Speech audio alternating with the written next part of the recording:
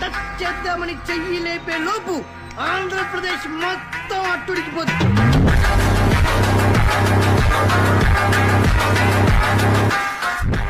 జీవితంలో భయం ఉండాలి, ఆ భయం గుండెలో ఉండాలి. అయితే ఆ గుండె మనది కాదు, మన ఎదుటోడిదై ఉండాలి. May I come in?